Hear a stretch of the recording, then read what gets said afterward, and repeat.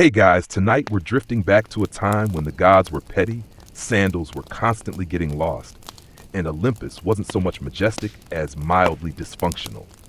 You're standing on a cloud, probably barefoot, because you forgot your ambrosia loafers again, and everyone up here seems to be arguing about a goat.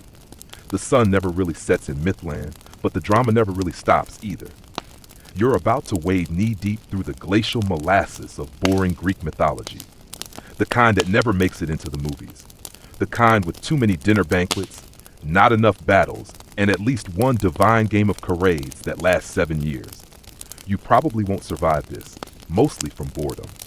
So, before you get comfortable, take a moment to like the video and subscribe, but only if you genuinely enjoy what I do here. And drop a comment with where you're listening from and what time it is. Seriously, it's weirdly fun to see who's up at 2 a.m. in Peru. Now dim the lights, maybe turn on a fan for that soft background hum, and let's ease into tonight's journey together. You trudge through Olympus with a tunic that keeps slipping off one shoulder. Nobody tells you why. Everything smells vaguely of toasted honey and overripe figs. Hera is sulking again. Something about a broken olive tray and Zeus refusing to wear the ceremonial wreath at breakfast. You're not even sure what the meeting is about, just that you were summoned, and now you're seated next to Dionysus, who is absolutely asleep with his eyes open.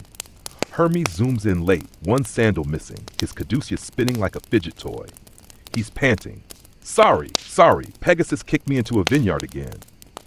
No one looks surprised. Ares is sharpening a spoon like it's a weapon. He says nothing. His cape is caught in his chair and he doesn't seem to notice.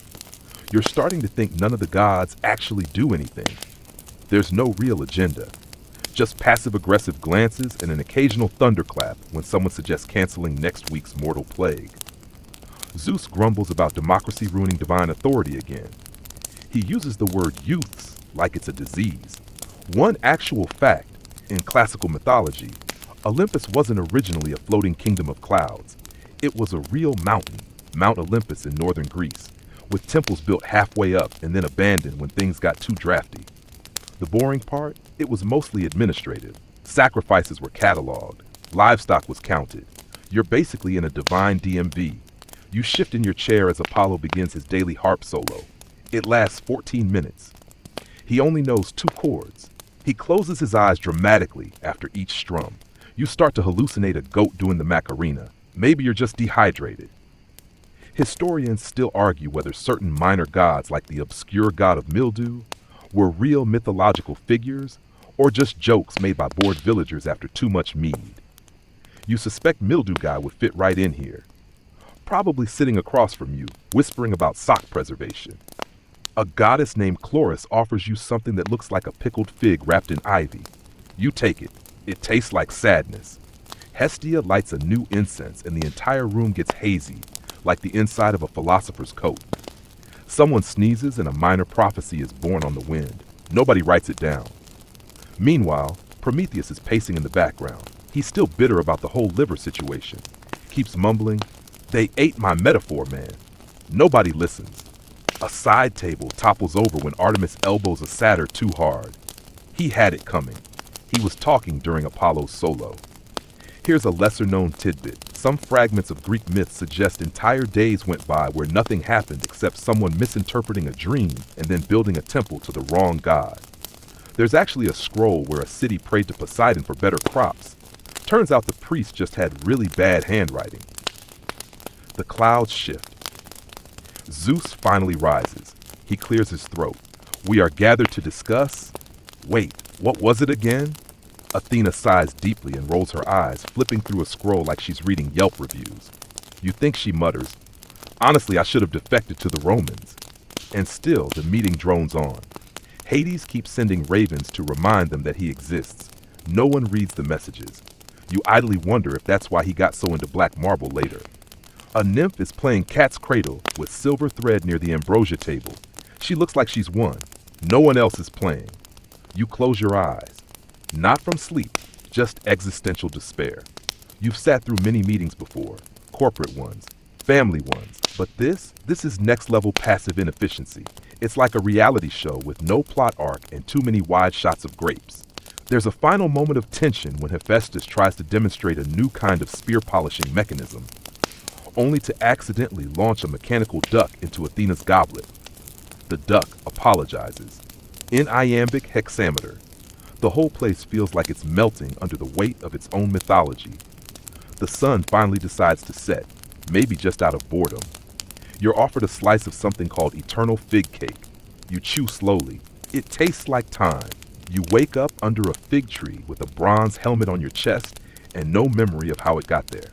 Your sandals are missing again, and the grass smells like regret. Somewhere nearby, a hero is practicing a dramatic pose in front of his own reflection in a puddle. Welcome to the heroic age, where nothing happens quickly, and half of the quests involve losing your lunch and then blaming the gods for it. Odysseus walks by, looking mildly annoyed and holding a conch shell like it's a GPS. "Have you seen my ship?" he asks, for what must be the 50th time this week. You shrug. Nobody remembers where they parked anything in these myths. The Argonauts, still arguing over the sail color. Theseus got distracted by a pottery sale. And don't even ask about Achilles. He's currently having an existential crisis over whether his name sounds heroic enough. Let's slow walk through the kind of myths nobody tells in middle school. The in-between bits. The filler episodes. You know, the ones where Jason and the Argonauts spend 3 full days debating how to season the lamb stew. Or the time Heracles challenged a donkey to a staring contest and lost. These aren't the tales of grand battles. They're tales of slightly weird detours and deeply unimpressive naps. Here's your mainstream historical fact. The Greek idea of a hero wasn't always about victory or even goodness. It was about being remembered. So even if your greatest achievement was getting turned into a lizard after falling asleep in a sacred grove, congrats! You're a legend now. Your grandkids will sacrifice goat cheese in your name. Take Bellerophon. He famously rode Pegasus, right? Yes, but only after accidentally setting fire to a vineyard and needing a quick escape. The lesser-known part of the story is that he spent weeks trying to saddle the winged horse using something called a divine bridle, which, spoiler alert, looked suspiciously like a glittery shoelace. Historians still argue whether Pegasus was meant to symbolize poetic inspiration or just really unreliable transportation. Meanwhile, you're stuck tagging along with a second-string hero named Cleonidas. He's currently composing a battle chant, but it's mostly about lentils.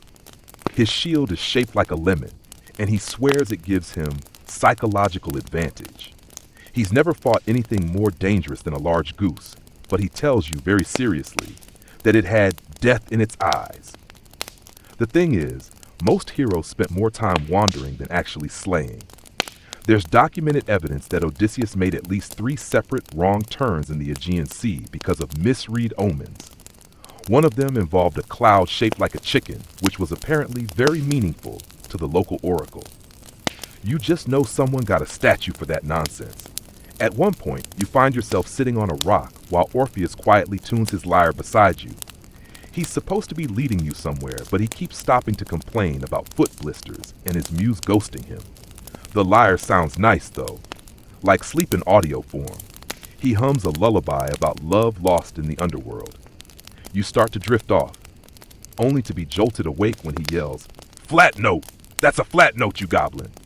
There's a fringe myth about a hero named Daphanor who fell asleep during a storm and awoke surrounded by frogs.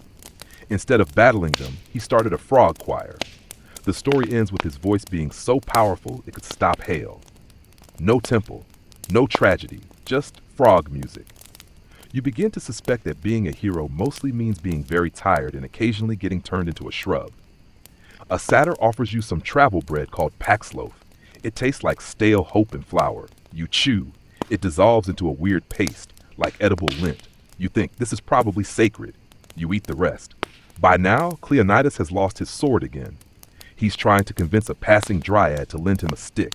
She laughs and turns into a cypress out of spite. The stick, ironically, is now unreachable. You help him find a large spoon instead. He names it Leafbane. Nobody questions it. Later, during what is technically a heroic feast, you overhear a debate between 2 centaurs about whether dreams are omens or just fermented honey talking. One of them insists he saw a vision of a fish riding a chariot.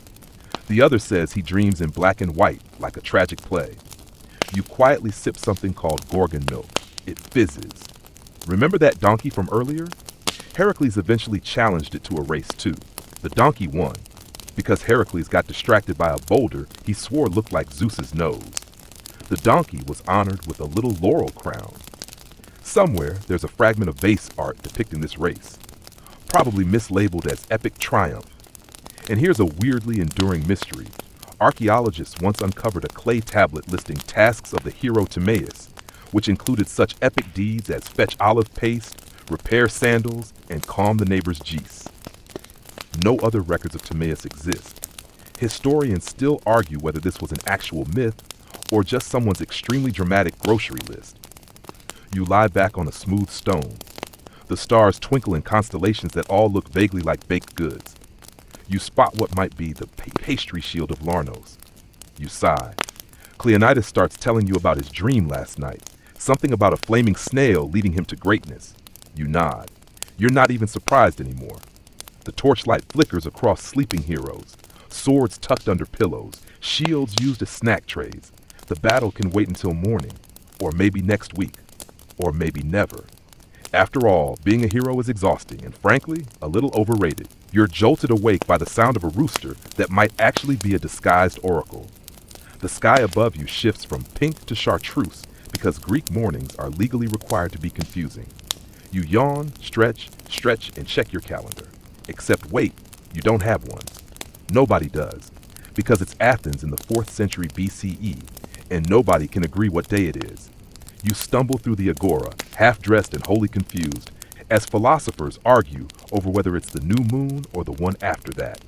A vendor selling olives insists it's Demeter's day. A child insists it's his birthday, then changes his mind. Meanwhile, the priest outside the temple says it's Sacred Silence Week, which means no shoes and only left-hand bread. This is the great secret of ancient Greece. Time was a mess. Calendars were regional. Some months were 29 days, others 30, and every city-state just sort of winged it. The official Athenian calendar had 12 lunar months, but they'd toss in an extra one every now and then, when the math got weird or the harvest festival clashed with something important, like a wrestling match. You pass a group of robed elders holding up fingers. They're voting on whether to skip a day entirely. Apparently yesterday lasted too long.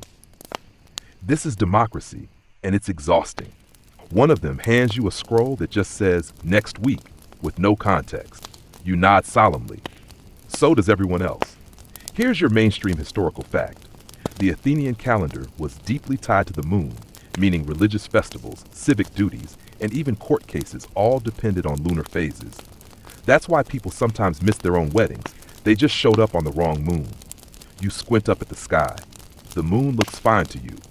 A bit smug maybe, but that's moons for you. You keep walking and bump into a guy wearing 2 different sandals and holding a rooster. "Trial day," he says, "I think." You don't ask questions. He seems confident. Nearby, a scribe is arguing with a poet about what season it is. The poet insists it's early spring because the almond trees feel melancholy. The scribe says it's late winter because his joints ache. A philosopher adds, "Time is illusion," which is not helpful but earns him an approving nod from a goat. You enter the council chamber, where 10 men are drawing lots to decide the week's public officials. One of them falls asleep mid-lottery. Another swears it's his 3rd time being selected this month, which shouldn't be possible, but again, calendars. You sit down on a marble bench next to a guy named Melanthios. He's carving something into a wax tablet. Meal planning, he explains. But I have to keep shifting everything forward.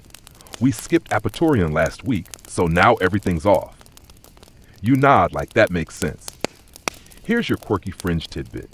Some scholars think certain towns made up entirely fictional months just to buy time for festivals they forgot to plan.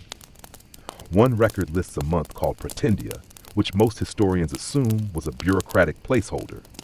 Others aren't so sure. Historians still argue whether Pretendia was a real civic joke or just a mistake that got way out of hand. You wander through the marketplace again. Someone is selling mini sundials on strings like ancient pocket watches. A merchant shouts, "2 obols for the time." You buy one. It doesn't work indoors, but the string is a nice touch.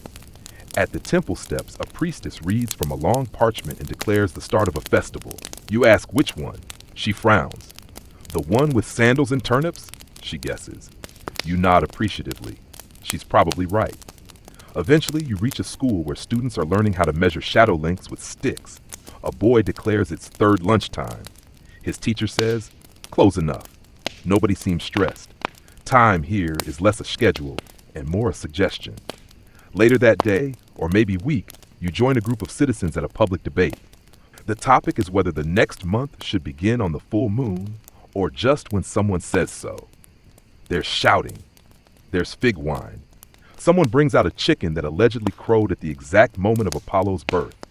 It's treated like evidence. You think about how, in modern times, you complain when your phone clock is off by 3 minutes. Here, they're using moon shadows, shoe counts, and prophetic bird sounds to coordinate civic life. You lean back, amazed and mildly disoriented. Just then, a young man named Theocritus offers you a baked fig wrapped in parchment. The parchment lists festival dates. None of them match the ones you've heard today. You shrug and eat the fig. You pass a statue of Kronos, the god of time, who looks vaguely annoyed as if even he can't keep up with this mess. A boy paints a tiny sundial on the statue's knee. It points nowhere. You feel that. You fall asleep that night under a canopy of stars, half listening to two men debate whether today was sacred or cursed. One of them says he dreamed of a cow made of salt. The other says that's definitely a festival omen. And as your eyes close, you think, maybe time isn't meant to be counted. Maybe it's meant to be wandered through, like a slow, confusing poem with bad handwriting and lots of olives. The morning sun creeps up, and you find yourself walking through a bustling Aztec marketplace. Not in Greece anymore, but halfway across the world in Tenochtitlan, where the air smells like wet stone, chili peppers, and the occasional roasted grasshopper. Around you, painters and priests prepare for something entirely different, a grand experiment to capture dreams, not with words, but with painted symbols. You watch an elderly priest carefully grinding pigments from crushed insects and minerals, mixing reds and blues in bowls that look ancient enough to whisper secrets. The priest dips his brush into a jar of jaguar black ink and begins to paint squiggly lines on a thin strip of bark paper. This is not a storybook, it's a dream book, an attempt to trap the elusive, flickering images that dance behind closed eyes. This whole endeavor feels like trying to nail smoke to a wall, but the Aztecs are determined. Their language is a mix of pictographs and ideograms, and they believe dreams are messages from the gods, cryptic, often terrifying, and essential to understand before starting the day. You lean closer to the bark as the priest draws a tooth with a jagged crack, a symbol believed to mean either loss or transformation, but the exact meaning is debated even among the scribes. You reach out, your fingers trembling with curiosity, but the ink smudges under your touch. The painted symbols are alive, fragile, and maddeningly elusive. Here's a concrete fact. The Aztecs used codices, folded bark books filled with vivid images, to record history, rituals, and yes, dreams. These codices were not alphabetic texts, but intricate combinations of symbols understood only by trained priests and nobles. Historians still argue whether these painted dream records were more like diaries or ritualistic tools meant only for the eyes of the divine. Some scholars believe the images represented collective dreams shared during ceremonies, while others think they were personal visions, coded, so only the initiated could decode their meanings. You wander deeper into the temple precinct, where a young apprentice attempts to paint a dream involving a jaguar chasing a human figure through a maze of spirals. His brush falters and the symbol blurs. The priest sighs. Dreams refuse to be captured cleanly. It reminds you a bit of those moments when you try to write down a half-remembered nightmare and end up with scribbles that mean nothing. Nearby, a woman recounts her dream aloud, describing falling teeth and shifting rivers. The scribes nod, debating if falling teeth signifies imminent death, a loss of power, or just bad dental hygiene. It's anyone's guess. You realize that this symbolic language isn't about accuracy, it's about interpretation, much like trying to guess what your own dreams meant after a rough night's sleep. One of the priests explains that dream recording was crucial because the Aztecs believed that through these painted signs, They could communicate with gods like Tezcatlipoca, the god of night and sorcery, who often appeared in dreams to guide or torment mortals. You sit with them as they perform a ritual, chanting in low tones while flickering firelight makes the symbols dance. You try to focus on the colors, the lines, the odd shapes, a snake curling into a spiral, a bird with three eyes, but the meanings keep slipping away like smoke. A quirky tidbit: some codices contain images that seem more like doodles or accidental smudges than deliberate symbols. Scholars debate whether these errors were mistakes, intentional chaos, or even secret messages meant only for the bravest readers. The day wears on, and you notice how the bark paper curls at the edges, how the pigments fade under the sun, how the symbols seem to change meaning depending on who's looking at them. A child tries to copy a symbol of a hummingbird, but it looks more like a badly drawn butterfly. The priest chuckles and says, "Even the gods appreciate humor." Suddenly, the sky darkens, and a sudden storm sends everyone scattering. The precious codices get tossed about, some get drenched in running. A collective gasp arises. These painted dreams are fragile in more ways than one. As the rain clears, you reflect on how strange and beautiful this attempt to record the unrecordable is. It's a reminder that humans have always sought to understand the mysterious, even when the tools seem hopelessly inadequate. You tuck a small scrap of bark with a jaguar paw print into your pocket. It feels warm and somehow alive. Maybe it's the rain, or maybe it's something else. Maybe dreams really do leave marks. You walk away thinking about all the things we try to hold on to, memories, stories, moments, and how often they slip away, leaving only faint, blurry traces behind. The afternoon sun fades to a gentle twilight, and you find yourself drifting back to the Mediterranean, where the Greeks and Aztecs might have never met, but seem strangely connected by their restless pursuit of meaning. You're no longer wandering through myths or painted dreams, but settling into the quiet space between stories. The soft silence where history hums like a gentle breeze through olive trees or rustles like dry corn husks in an Aztec field. Remember how you watched Odysseus misread cloud shapes and how the Argonauts wasted days debating stew seasoning? Now you realize those myths aren't just about heroes and battles. They're about the human need to make sense of chaos, to find narrative in randomness. Similarly, the Aztecs' painted dreams were less about perfect records and more about wrestling with the unknown, trying to give shape to the formless. Historians still argue whether myth and dream serve as windows to truth or mirrors of our own fears and hopes. But you don't need an answer tonight. You just need to feel the calm, the gentle winding down of all those frantic stories. You lie back and picture the soft hum of an ancient fan, the flicker of torchlight casting playful shadows on stone walls, the faint scent of olive oil mixing with dust and ink. The myths and symbols swirl gently like leaves on a slow river. You're not a hero today. You're not a dream interpreter. You're just a traveler in time, invited to rest. The sun sets behind distant mountains, shaped like the backs of slumbering gods.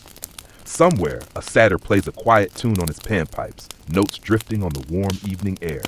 A cool breeze brushes your skin, carrying the scent of sage and wild thyme. It's peaceful, almost as if the world itself is whispering, "It's okay to pause." Your mind drifts, recalling the jaguar paw print on bark paper, the imperfect lyre notes of Orpheus, the endless shuffle of calendars and moons, the tired heroes using shields as snack trays. Each fragment folds into the next, a tapestry of stories threaded with gentle humor and quiet mystery. Sleep approaches like a slow tide, drawing you toward its gentle embrace. Your breath deepens, your heartbeat slows, and the images become softer, more distant, until only the soothing hum remains. It's the hum of history itself, a lullaby made of faded ink, whispered legends, and moonlit nights. So rest now. Let these half-remembered tales float through your dreams like painted symbols on bark or the flicker of a dying torch. There's no rush here, no urgency, just the slow, steady rhythm of time passing and stories unfolding in the quiet dark. Good night.